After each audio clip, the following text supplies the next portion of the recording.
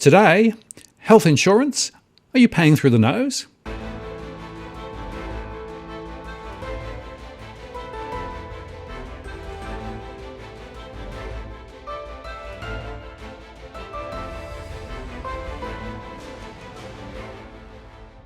Hello again, it's Martin North from Digital Finance Analytics, one latest post covering finance and property news with a distinctively Australian flavour. Today, I'm joined again by Steve from Canstar. Hi, Steve.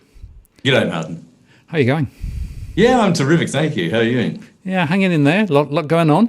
Now, health insurance. This is one of those, do we really have to talk about it? But it's so important and so complex, and yet my sense is that many people feel that perhaps they're paying, but what are they getting for what they're paying? And others perhaps are paying too much. So let's unpack it a bit, shall we? Yeah, we've got to. It's an incredibly complex product, and it's very difficult to get to the bottom of it. And sometimes, unfortunately, you don't get to the bottom of private health insurance until you actually come to claim time and then realise, gee, I wasn't covered for that, or yes, I was covered, but I didn't get back as much as I expected. So yeah, there's a lot to talk about here. So let's start with the recent changes, because there are now relatively standard defined levels of mainstream cover, sort of gold, silver, bronze, right? Yeah, I like this concept, and look, people say, oh, it's oversimplified, it's over this, it's over that, but it's at least a little clearer to people when they're comparing. They can say, look, if I'm going for a gold policy, I can see a whole bunch of other gold policies here. If I'm going for silver, likewise, and then if I want something basic, I can go for bronze or something actually called basic. Now, to go the other way up the cycle, if you take a basic policy, you're being covered for almost nothing. It's virtually a policy there so that you don't have to pay the Medicare levy surcharge. We'll talk about that, I'm sure, later. Silver isn't too bad because you get quite a bit of coverage, quite a lot of procedures are actually covered in silver. Bronze in between is a step up. Silver is starting to get serious coverage. You get covered for a lot of items usually, so you can rely upon it. But if you want everything, if you feel that you've got potentially health issues, that you do want to make sure you have covered, gold is what you go for. And that virtually covers everything that the Medicare schedule covers. But even on the gold cover, there are certain limits and certain things you have to be a little bit careful about, because it's not necessarily unlimited, is it, in terms of dollar coverage? It's absolutely not. So I'll talk a little bit about how this all works. When you are treated in a hospital, and this is what I'm talking about at the moment, that's what gold relates to, the hospital cover, not the extras. Yep. When you're treated in the hospital, you go in there and you put into a room and they take care of you. So it's sort of bed, board and care that you're being covered for there. Plus, you're being covered for the treatment, and the treatment can be the specialist and the anaesthetist and whatever other peripheral treatment things there are. Now, your cover will cover you for your gold cover will cover you for the room and board and care, minus the excess. You'll pay the excess, and you've already worked out what that is in advance, so you're ready for that. Then there's the doctor. Now, there's a scheduled fee. First up, it's a Medicare scheduled fee, and Medicare pays 75% of the doctors up to that schedule, and your private health insurer pays the other 25%. And that's all good so far, but the AMA recommended fee is higher than the Medicare scheduled fee. So immediately there's a bit more to be spent. And usually the health insurer will pay up to that Medicare recommended fee. The AMA recommended fee. But there's more. Unfortunately, specialists don't adhere to that either, and charge a lot more than that, and very significantly more than that. Now, in some policies, you might be paid for that extra bit. In others, you might not be. And there's a pretty good chance that you will be up for an extra gap. Not always, and in quite a few treatments, there isn't much of an extra gap. But in some treatments, it's very likely that there will be an extra gap, and you pay for that. You don't know when you buy the policy what that will be, and sometimes you don't even know when you go into the hospital. But you should talk to the doctors, administration people, and say, look, what am I likely to be up for? Here's my card. Tell me what my health card. Tell me what I'm likely to be up for. So very complex. You have to expect some level of out-of-pocket expenses, in particular for more complex procedures. Yeah, and those gaps can vary by the different provider, but they're all called gold. Yeah, exactly. Gold doesn't tell you what the gap will be. All gold says is that we cover you for all of these procedures, and it's a very comprehensive list. But gold doesn't say that you're going to get 100% back. Yeah, and I've heard so many stories of people receiving a string of bills after their treatment, when they're home and recuperating, and they get all of these bills and they keep coming in and more coming in and more coming in. And they thought, well, I thought I was covered. So you often have a battle post the treatment, which we hope is successful, but the financial implications of that can echo down for months. Oh, it's enough to put you back into hospital. Yeah. The trick is to talk to the doctors, admin people, and say, what am I likely to be up for? So go in with eyes wide open. Even then, though, they can't necessarily be sure because there could be some complication that required some extra piece of service. So really, I mean, it depends what the gap is going to depend upon a few things. One is which health insurer you're with. Two is which doctor you go to. Three is what happened with the procedure. Was it something unexpected? And four is, who are you? Sometimes you might come in there, Martin, be offered $200 for a procedure. I might go and be charged $400 for the same procedure. So there are lots and lots of variables, and the specialists aren't prepared in a lot of cases to be regulated. In other cases, they are, though. They make deals with health funds to say, this is what I will charge for this procedure. So it's not across the board that there's a problem. Right. So just continuing to talk about hospital cover first. Therefore, if you're going to make comparisons between the different providers, right, I guess the first thing is to try and decide what level of current cover you want from basic up through to gold, right? And then you delve into the different providers under those particular schemes. But then you have to look at things like what are their breakpoints, what are their levels of cover and all those things, and how much, because they will even assume different amounts for example, hospital cover in different policies. So it is really hugely complicated to try and make apples and apples comparison, isn't it? Yeah, it's incredibly difficult. I mean, the gold, silver, bronze is a good start because at least it says, look, you can compare like policies here that cover you for these like procedures, but it doesn't go down that next step. Now, we use the stats that, this is APRA stats or the Ombudsman anyway. There are quarterly stats that come out showing the gap, and we use that in our ratings, even though it's a fund level rather than a policy level because it can vary by policies. But anyway, we use that.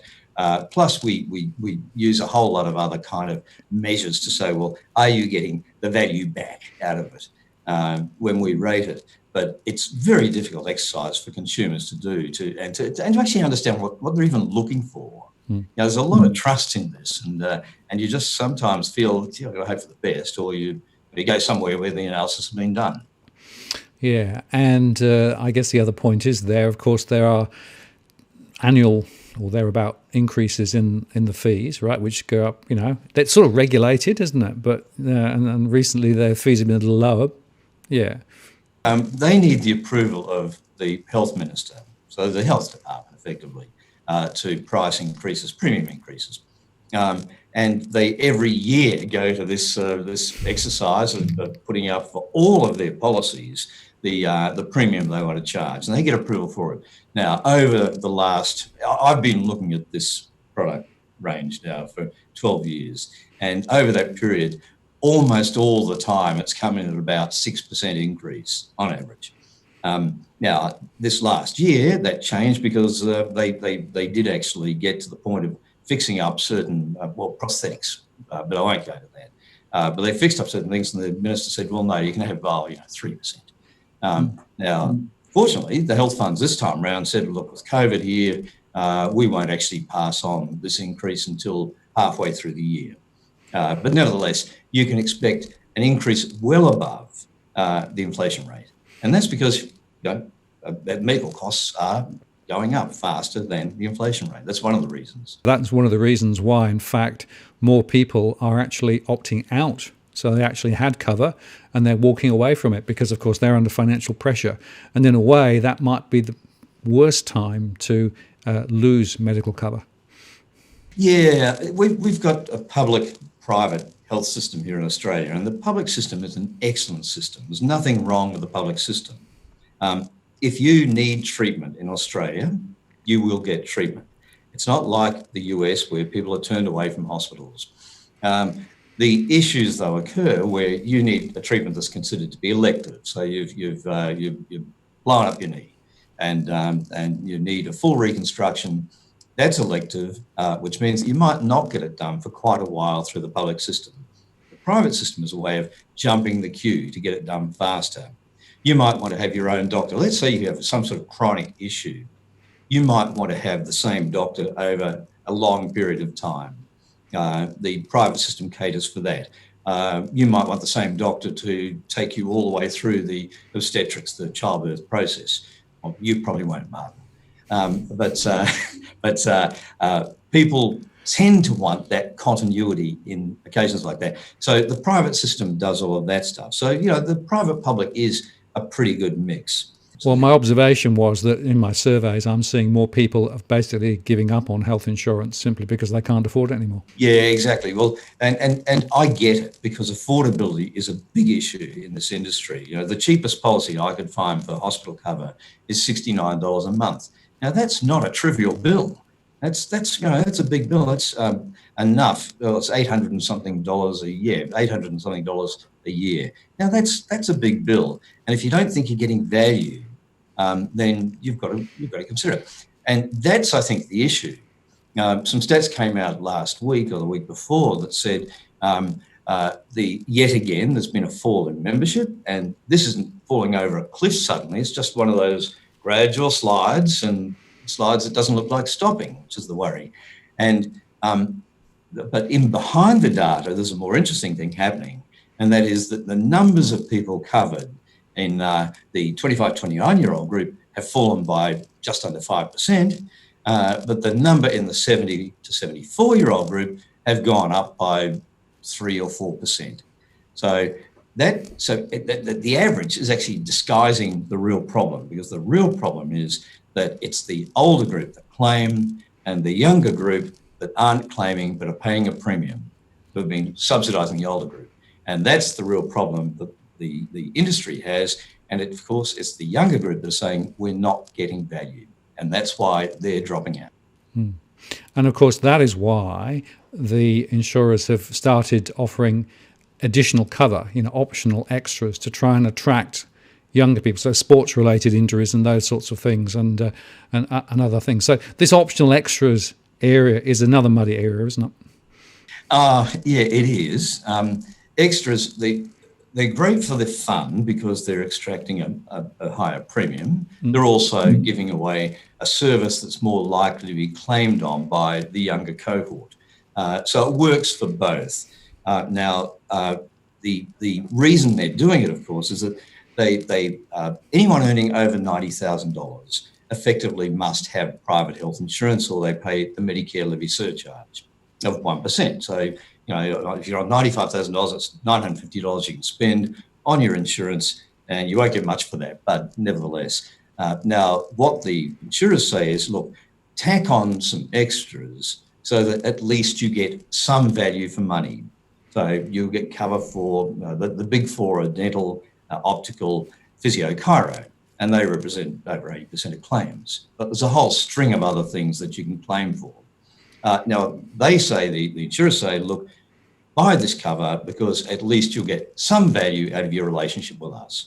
And that might make sense, provided you are actually using enough of that insurance to get value from it. With health insurance, you're sort of insuring for, with hospital cover, you're insuring for like the big event that might have a huge bill and really does affect your health badly.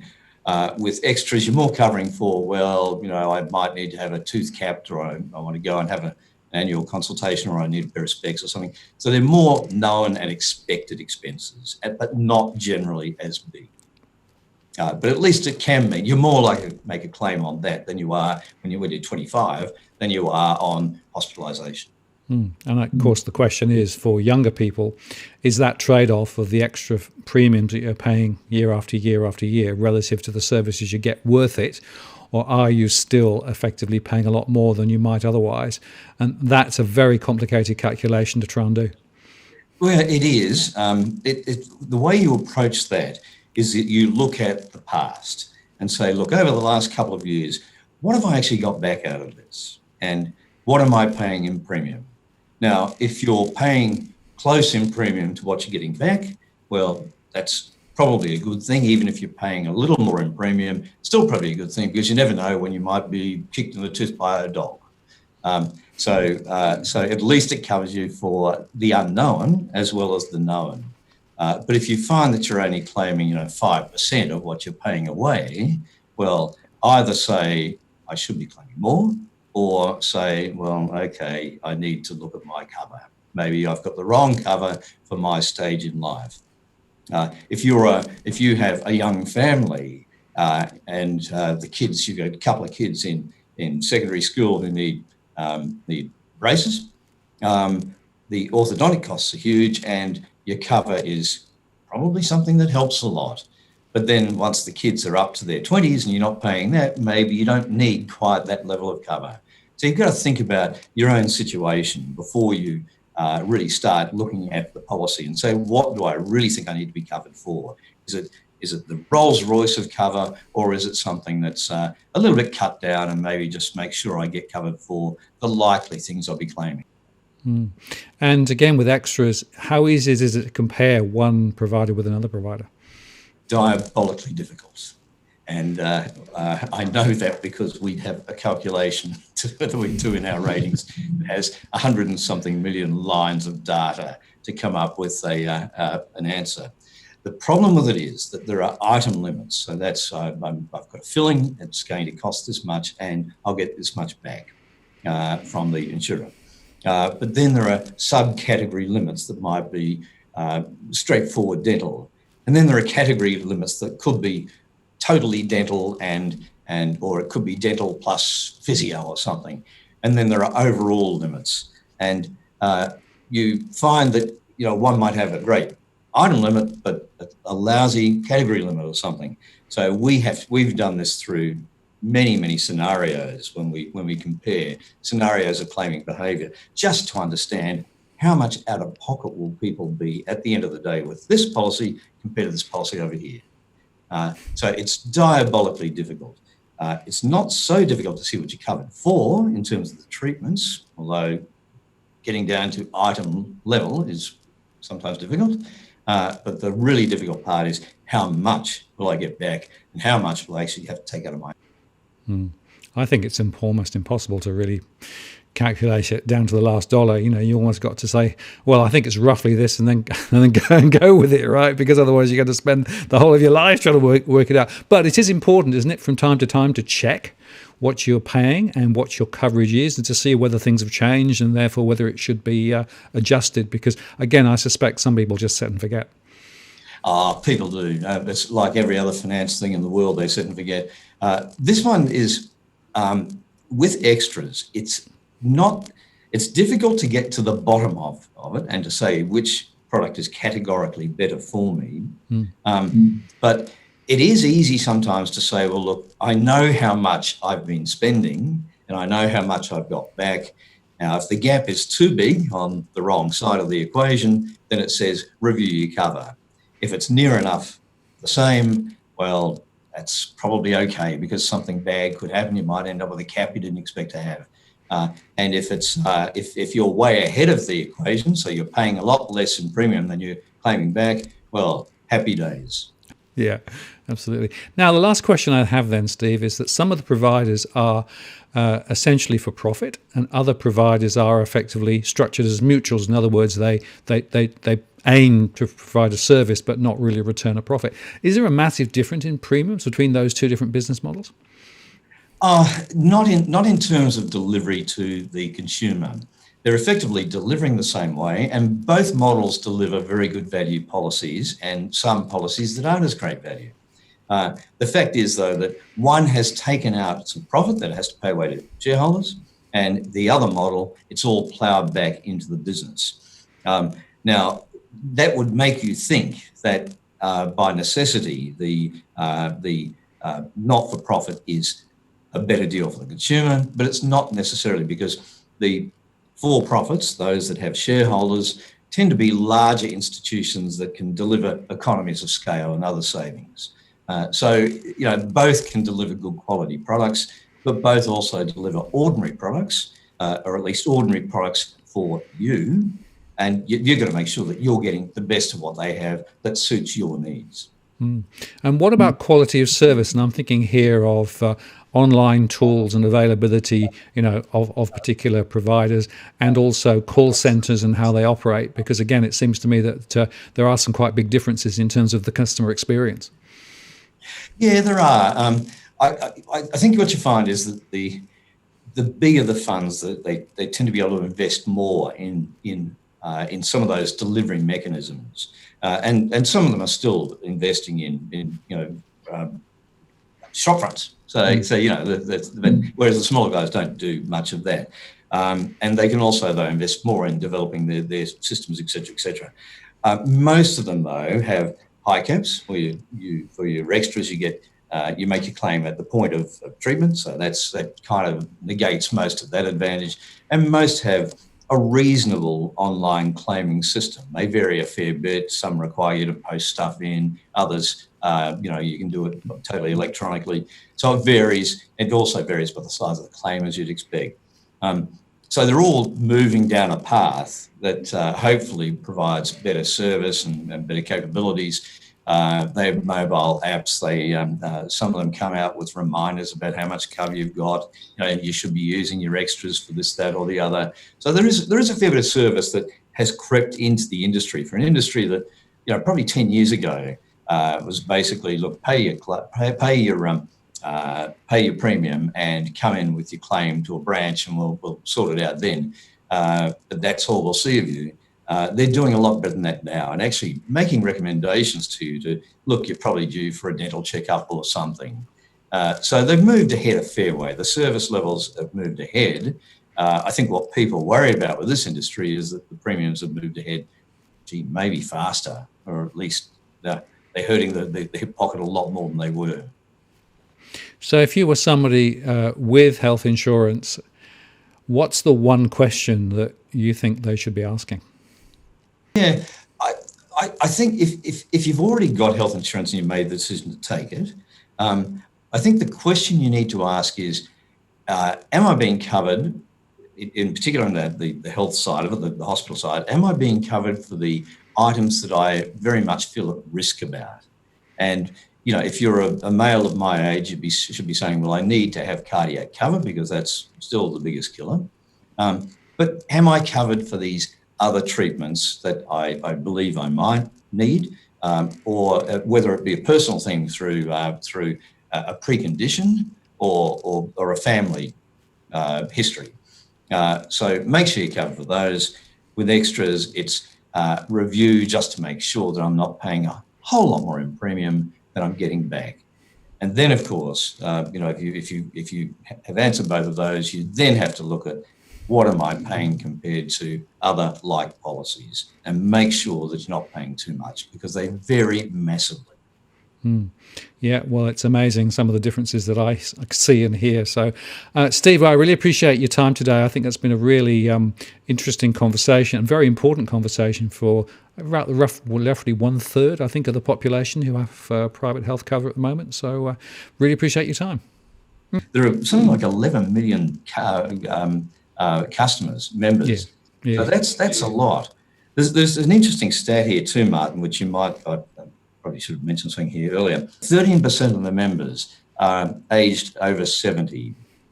And that cohort is actually increasing in number. Now, we've got an aging population, so it's not that surprising. 13% are over 70. They account for 47% of the dollars claimed. And that's the problem that the industry is confronting. and it's a big problem. And there's no obvious and quick answer for it. And taxation and surcharges and rebates are all in the melting pot to try to figure out how we make this work, because currently it's on a trend that says it won't work in a few years' time or 10 years' time. The demographic shift, of course, is continuing. And of course, the current economic crisis, where incomes are being compressed and where unemployment is rising, is going to probably create even more pressure, because at the lower end, I suspect more people might decide to withdraw their payments simply because they can't afford it. So once again, I think this is going to be an industry that's going to be in some crisis for the next few years. It will. I mean, people will be saying at the moment, this is one that I like to have, I want to have, and need to have longer term, but maybe over a few years, while we're in this economic situation, while our income's been cut, our job security has been shattered, maybe this is one we cancel for a while. And that further aggravates it. The group that's unlikely to cancel are the over 70s. They're not losing jobs, they're retired, they very much fear walking away from their existing insurer. So the economics of this thing are not improving, and it's quite a dilemma for the industry. Steve, thank you very much for your time today. Really informative. And of course, people can find out and get more information and make decisions on different policies by going to Canstar. Thanks, Martin. Really enjoyed it. Thanks. Talk again soon. Bye.